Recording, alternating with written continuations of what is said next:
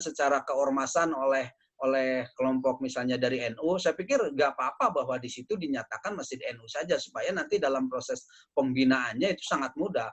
Masjid yang didirikan oleh Muhammadiyah, nggak apa-apa, ini masjid Muhammadiyah. Toh semua juga pada paham kalau fungsinya bisa oleh siapa saja.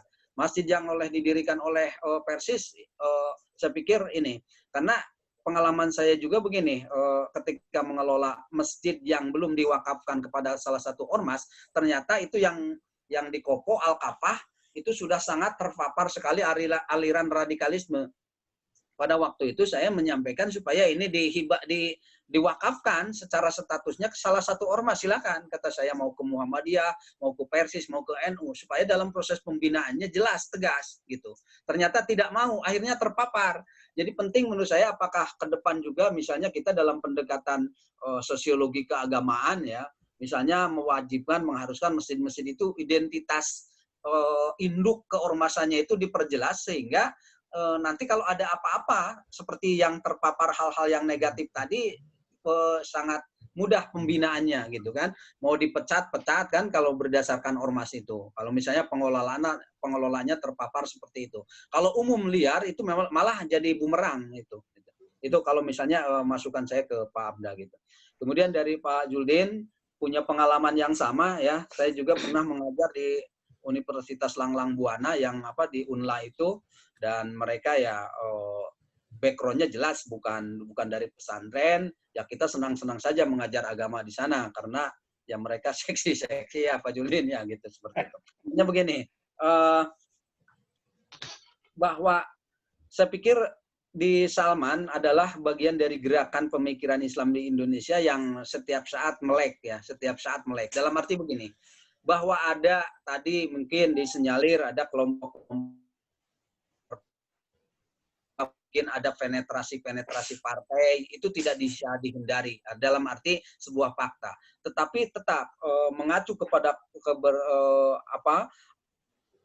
awal didirikannya itu jelas bukan ke situ, sehingga tetap punya semacam platform yang disepakati bahwa gerakan masjid ini adalah, atau Masjid Salman ini adalah sebagai barometernya atau laboratoriumnya untuk para bagaimana menyampaikan tentang keislaman, apalagi kan Salman sangat berbasis teknologi sekali, sehingga buku yang terakhir kalau ada tafsir yang sudah saya juga beli, kemudian jurnal-jurnalnya kalau baca itu saya lebih belajar filsafat dari orang yang mengerti sains, itu ternyata seperti lebih mudah gitu ya, ketimbang orang yang belajar filsafat tidak didasari sains. Jadi kalau saya baca di jurnal-jurnal yang berbasis atau ya tulisan-tulisan yang berbau filsafat, dan penulisnya adalah alumni yang punya basis ilmu di sains, itu ternyata lebih asik gitu menurut saya. Sehingga kita juga mungkin pada aspek tertentu mengenai filsafat ini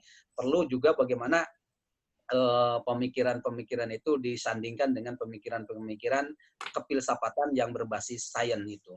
Nah, itu. Jadi kemudian perlu juga mungkin bagaimana kondisi hari ini tentang Salman, bisa dilihat pemikirannya itu di tafsir Juz' Amanya Salman. Bagaimana menafsirkan surat Al-Fil itu sampai dia meneliti gajah Eropa, gajah Asia, dan gajah Amerika, gitu seperti itu.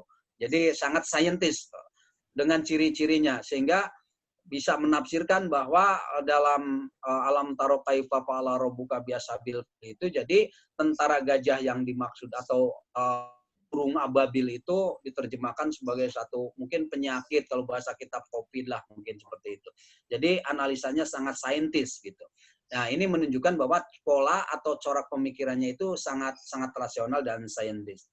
Kemudian mengenai buku-buku, betul, karena memang kalau di mahasiswa umum itu kan, jangankan di mahasiswa umum, menurut saya di kita saja kalau referensi itu kan pengen buku yang mudah-mudah saja kan, Said Sabiq dan sebagainya. Kita tidak membaca misalnya kitab aslinya gitu ya, seperti itu. Jadi memang buku-buku yang kemudian mengarah pergerakan, spirit pergerakan itu yang memang di perguruan tinggi umum dikaji, karena memang itu yang menjawab kebutuhan mereka seolah-olah seperti itu, kayak karya Hasan Al-Banna gitu kan.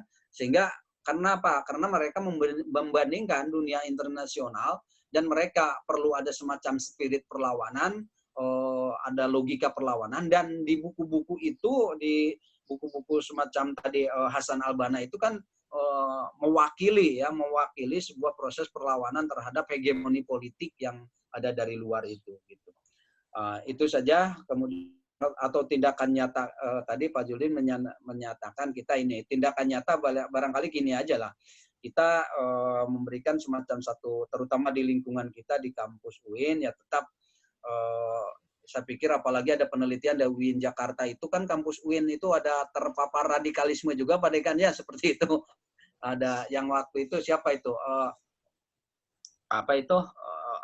Wahid Institute atau kalau tidak salah, saya pikir juga walaupun mungkin itu ada tapi hanya segelintir orang, tapi kemudian menjas secara keseluruhan digeneralisasi gitu. Jadi kita juga menurut saya kalau dilihat di lingkungan kampus kita yang berbasis mungkin mahasiswanya juga berbasis MAN, berbasis pesantren, untuk bisa terpapar dengan pemikiran-pemikiran yang radikal seperti itu, menurut saya tidak menutup kemungkinan. Nah, disinilah letak bagaimana kita juga mengakomodir berbagai pemikiran keislaman yang ada.